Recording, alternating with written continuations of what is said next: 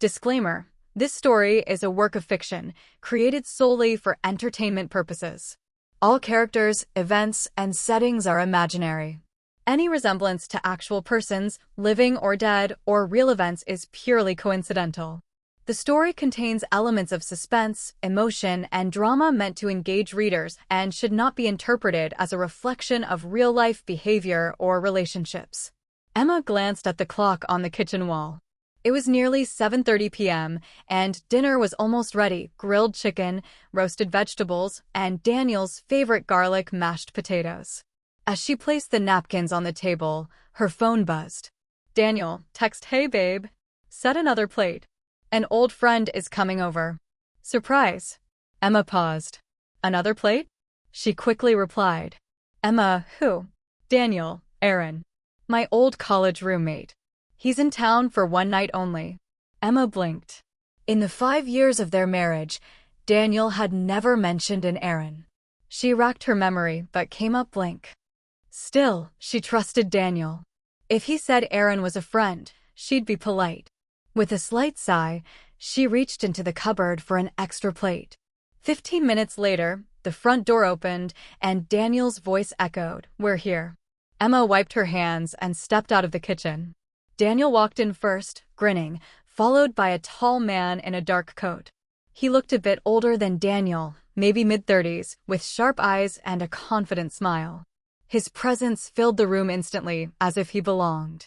"This is Aaron," Daniel said cheerfully. "Aaron, meet my wife, Emma."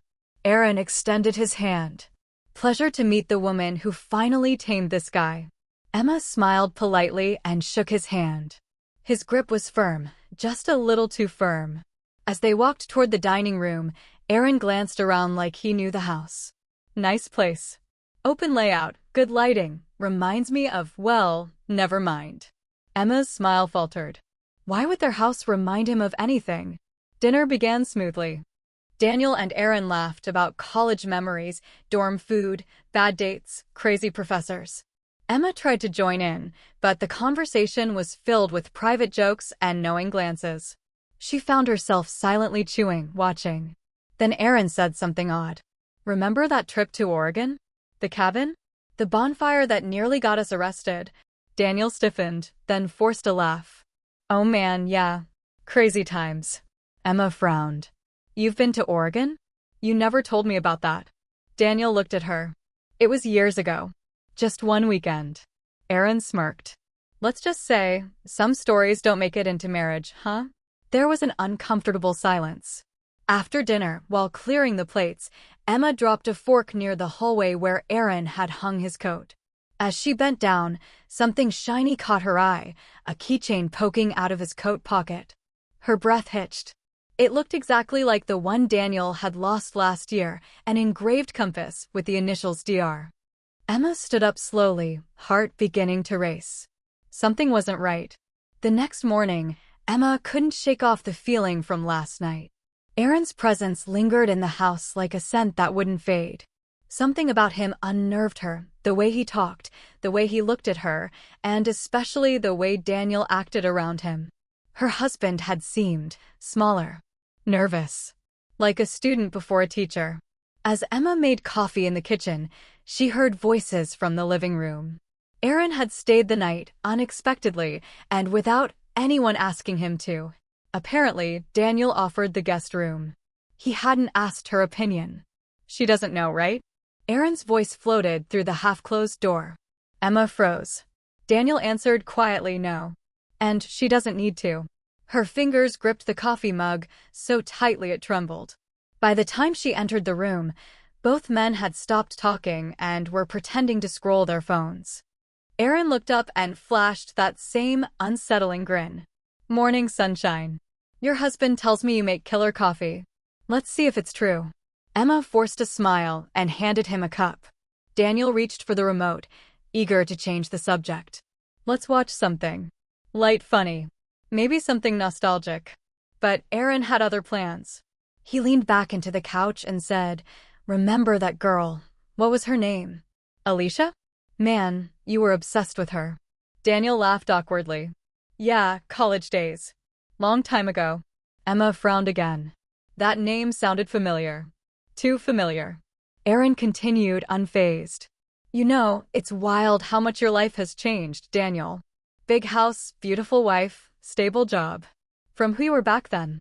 Honestly, I didn't think you had it in you. Emma raised an eyebrow. What do you mean by that? Aaron turned to her, still smiling, but with a colder edge behind his eyes. Just that back in college, Daniel was a bit of a loose cannon. Party guy. Made some impulsive decisions. Daniel interrupted quickly. Aaron, let's not, but Aaron didn't stop. Like that time with the car. Remember the shortcut near the woods? Daniel stood up sharply. That's enough. The room fell silent. Emma looked between them, her heart pounding. What were they talking about? Aaron gave a lazy shrug. Touchy subject, I see. My bad. Emma stared at her husband, trying to read his expression. It was tight, defensive, ashamed. She had never seen him like this before. And now she was certain there were things Daniel had hidden from her. Later, when Aaron went out for a walk, Emma confronted Daniel in the kitchen. Tell me the truth, she demanded. What's going on between you two? Who is he really? Daniel shook his head, avoiding her eyes. He's just someone I knew. From a long time ago. He helped me through something difficult. Emma stepped closer. Or did he cover up something difficult? What was that about the woods and the car? Daniel didn't answer. And in that silence, the distance between them suddenly felt miles wide. The tension in the house thickened with every passing hour. Emma felt like a stranger among two men who were both hiding something. Every time she glanced at Daniel, he looked away. And Aaron? He had made himself a little too comfortable, sprawled on the couch, browsing TV channels like he lived there. It was, without a doubt, Daniel's old keychain, the engraved compass with the initials DR, a birthday gift Emma had given him 2 years ago. Daniel had claimed he lost it during a business trip. Why would Aaron have it? She took a photo of it and slid it back exactly where she found it. Back in her room, she sat down at her laptop and began searching. Aaron Hayes. She didn't expect to find much, but one result caught her attention. A court record, sealed, but with visible metadata. Involuntary manslaughter, dismissed. The date? Almost 8 years ago. Her heart sank. She searched further, this time using Daniel's name. Nothing criminal came up, but a few old articles from a small-town college newspaper popped up, one of which mentioned both Aaron and Daniel winning a regional tech competition. Another one mentioned an unfortunate accident during a camping trip. Details were vague, but it was clear something serious had happened. Emma's breath caught as she read a single line from a student blog post linked to the article. No one ever found out what really happened to that guy who went missing in the woods. It was all swept under the rug. Emma sat back in her chair, a chill running through her. Was that what they were hiding? She closed the laptop, trying to piece it all together. Aaron didn't just show up randomly. He came for a reason. And if he had Daniel's keychain, something lost years ago, he had been in Daniel's life recently, whether her husband admitted it or not. That night, Daniel and Emma lay in bed, but neither spoke. She stared at the ceiling, heart pounding, her mind racing through possibilities. What had Daniel done?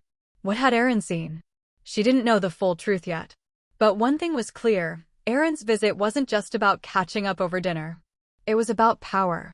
And secrets buried in the past were clawing their way to the surface, one quiet, terrifying moment at a time. The next morning, the sun rose bright, but the atmosphere inside the house remained heavy and dim. Emma sat at the kitchen table with a cup of tea, barely sipping it. Her eyes were puffy from lack of sleep. Daniel sat across from her, pretending to scroll his phone, but his blank expression betrayed a mind elsewhere. Aaron had gone out again, conveniently vague about where or why. Emma broke the silence. You lied to me. Daniel looked up, startled. What are you talking about? She pulled out her phone and showed him the photo of the keychain. You said you lost this on your trip 2 years ago. He has it. Explain. Daniel swallowed hard. He set the phone down and leaned back in his chair, rubbing his temples. I didn't lose it, he finally said. I gave it to Aaron. It was after something happened. Emma's stomach turned. What happened? Daniel hesitated, then looked her in the eye for the first time in days. It was our final year in college. We went on a road trip, me, Aaron, and another friend. His name was Kyle. It was supposed to be a fun weekend in the woods. But one night, after too much drinking, something went wrong. Emma's heart thudded in her chest. She didn't speak. She let him talk. Kyle, he wandered off. We heard a shout, a crash. By the time we found him, he was lying at the bottom of a slope. There was blood. He wasn't moving. Emma covered her mouth. I panicked, Daniel continued, his voice cracking. I wanted to call for help. But Aaron stopped me. He said no one would believe us. We'd been drinking. There were drugs in the tent. He said it would ruin our futures. He convinced me to leave. We dragged Kyle's body to the edge of the forest and left. Tears welled up in Emma's eyes. You left him. I didn't know what else to do, Daniel whispered. I was scared. Aaron promised he would take care of everything. The next day, the news said Kyle was missing. A week later, the search was called off. And you lived with that, she whispered. For all these years? Daniel looked shattered. Not a day goes by I don't think about it.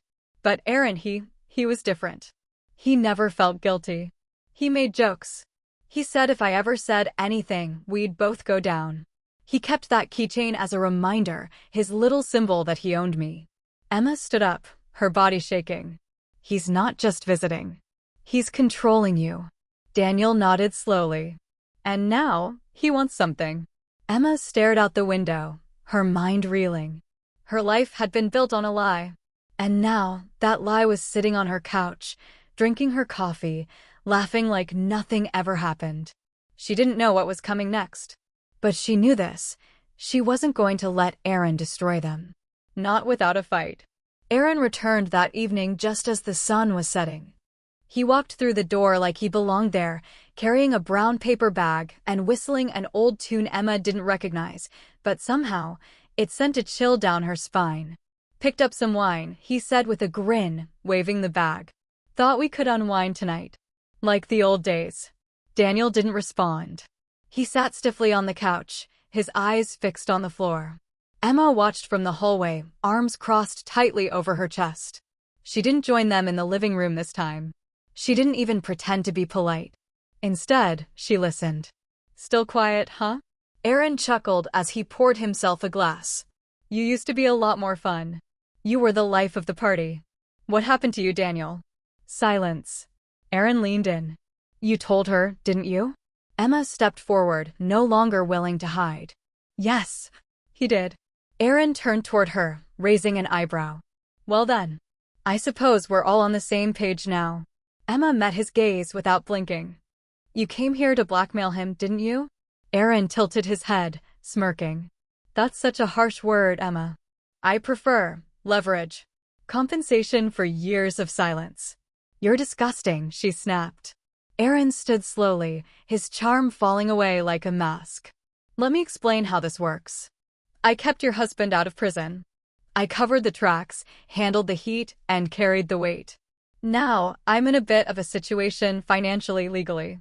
So it's time Daniel returned the favor. You two live comfortably. It's the least you could do. Daniel finally looked up. How much? Aaron didn't hesitate. 200,000. Emma gasped. That's insane. Aaron shrugged. Is it? Considering the cost of your perfect life? The job, the house, the reputation, that's all built on my silence. You said you covered the tracks, Daniel said slowly. But now I'm wondering, did you really? Aaron narrowed his eyes. What are you saying? I think you're bluffing, Daniel said. If you had any real evidence, you'd have used it by now. You're desperate. That's why you're here. Aaron's jaw clenched. Emma stepped forward. We're not giving you anything. Not a cent. You want to destroy us? Go ahead. But you're going down with us. Aaron looked between them, fury simmering behind his calm expression.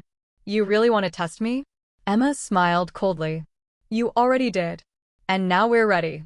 Aaron dropped his wine glass on the table, hard enough to make it wobble, then walked out of the house without another word. The door slammed shut. Daniel exhaled, his whole body shaking. I think we just made a dangerous enemy, he whispered. Emma nodded. Then we'd better be ready. Because this isn't over. The air in the house was different the next morning, heavier, more anxious. Emma didn't sleep at all. She kept staring at the ceiling, replaying every word Aaron had said, every threat he'd implied. She could feel something coming, like the crackle in the air before a storm. Daniel was already up, sitting at the dining table in silence, his coffee untouched. "He'll come back," Emma said, her voice low. Daniel nodded slowly. "Yeah, and he'll be worse." Sure enough, just after noon, the doorbell rang. Emma looked through the peephole, Aaron, wearing sunglasses, holding a small black folder. He didn't wait to be invited in. He walked straight into the living room and dropped the folder on the table. "Let's cut the crap," he said, all charm gone. "Inside that folder is a copy of a witness statement. Someone saw us that night. A hiker. He stayed quiet for years, but recently came forward. And guess what? I have a recording. I also have photos of the slope, the blood, the tent we left behind." Daniel looked pale. Emma opened the folder and scanned the pages. It looked official. Police stamps, typed transcripts, a name. "Why do you have this?" she asked. Aaron smirked. "Because I paid for it. Found the guy before the cops did. He was going to submit it to the district attorney, but I convinced him otherwise for now. But people don't stay bought forever. So now you're threatening us with this?" Daniel said, barely able to keep his voice steady. Aaron nodded. $200,000. Cash. End of this week. If I don't get it, I'm going straight to the authorities. Or better yet, maybe your company's HR department, Daniel. Or Emma's boss. I'm sure they'd love to hear about this little skeleton in your closet." Emma stood frozen, fury rising in her chest. "You're playing with people's lives." "I saved your lives," Aaron shot back. "I'm just asking for a little gratitude." "No," Emma said quietly. "You're asking for power." Aaron's grin returned. "Call it what you want. But you have until Friday." As he walked toward the door, he paused. "Oh, and by the way, nice school your kid goes to. Private. Expensive. Must be hard, knowing how fast news like this can travel to the parents' WhatsApp groups." Emma stepped in front of him. Her hands were shaking. "If you even think about going near our daughter, relax," Aaron said. "Just making conversation." The door slammed again. Daniel sat down, his face buried in his hands. "He's going to ruin everything." Emma took a deep breath, the adrenaline sharp in her chest. "Then we're not waiting anymore." That night, while Daniel slept, Emma quietly took out her phone and began recording. She sat in front of the camera, lit by her bedside lamp, and spoke clearly. "This is a confession. If anything happens to me, my husband, or our daughter, this recording goes straight to the police. Here's the truth." She uploaded the video to a secure cloud folder and shared the link with her lawyer friend with strict instructions. She had no more illusions. The past was no longer buried. It was alive and dangerous. And now she had to fight fire with fire. Thursday evening arrived like a ticking clock in Emma's mind. She felt every passing second in her bones. Aaron hadn't returned since the last confrontation, but his words hung over the house like smoke. Emma couldn't focus on anything: food, sleep, work, even their daughter's laughter seemed distant. The threat was everywhere. Daniel sat on the edge of the bed, his fingers nervously tapping against his knee. "He's not going to wait until Friday," he muttered. "He's going to come early." Emma had already prepared for that. She opened the small box on the dresser.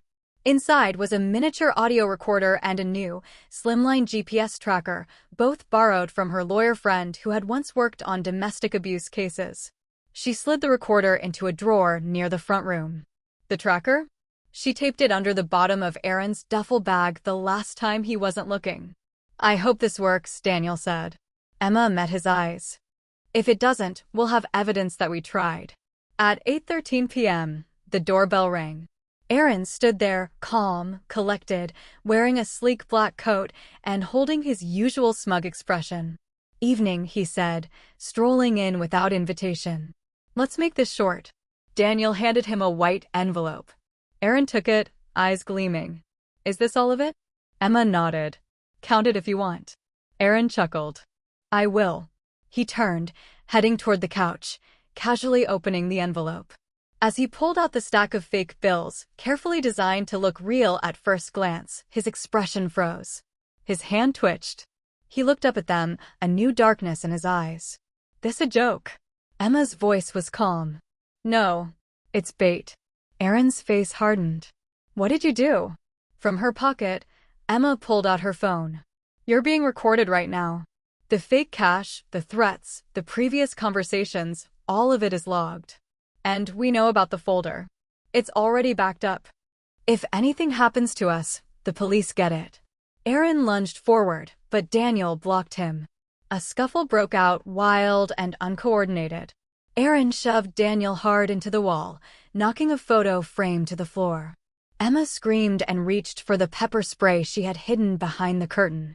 She fired it into Aaron's face. He staggered back, screaming, clawing at his eyes.